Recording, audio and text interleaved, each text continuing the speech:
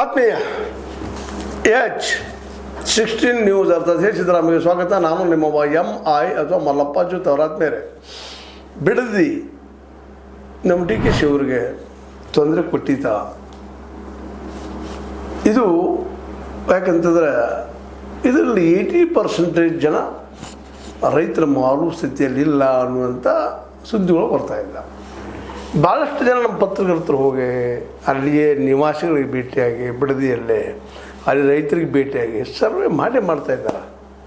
ಎಲ್ಲೋ ಕೆಲವು ಜನ ಅಂದರೆ ದೊಡ್ಡ ಹಿಡುವಳಿದಾರರು ಮಾರೋದಕ್ಕೆ ರೆಡಿ ಇರ್ಬೋದು, ಯಾರಿಗೆ ಒಕ್ಕಲ್ತನ ಮಾಡಲಿಕ್ಕೆ ಆಗೋದಿಲ್ವೋ ಅಂಥ ಜನ ಅವರೆಲ್ಲ ಇವತ್ತು ಎಲ್ಲೋ ದೊಡ್ಡ ಸಿಟಿಯಲ್ಲಿ ಹೋಗಿ ಸೆಟ್ಲ್ ಆಗಿದ್ದಾರೆ.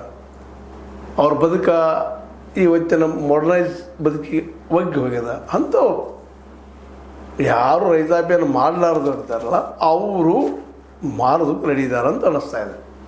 ಇದು ವಾಸ್ತವ ಅಂತ ಅನ್ನಿಸ್ತಾ ಇದೆ. ಹೀಗಾಗಿ ಮೋಸ್ಟ್ಲಿ ನಮ್ಮ DK ಶಿವಕುಮಾರ್ ಅವರು ಈ ದಿಶೆಯಲ್ಲಿ ಚಿಂತನೆ ಮಾಡಬೇಕಾಗ್ಯದ.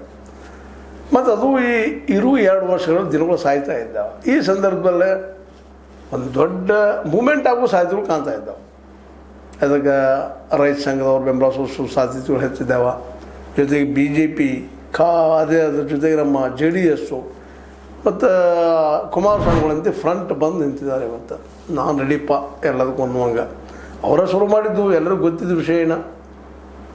ಅದರಲ್ಲೇ ಇಲ್ಲಪ್ಪ ಒಂದೇನೋ ಲ್ಯಾಂಡ್ ಮಾಫಿಯಾ ಅನ್ನೋ ಮಾತು ನಾವು ಅಂತೀವಿ.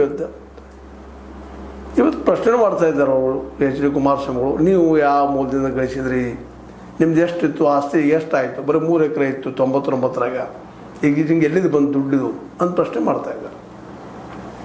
1,000 ಸಮಥಿಂಗ್ ನೀವು ಗಳಿಸಿದ್ರಿ DK ಅವರು, ಯಾವ ದುಡ್ಡಿದು? ಲ್ಯಾಂಡ್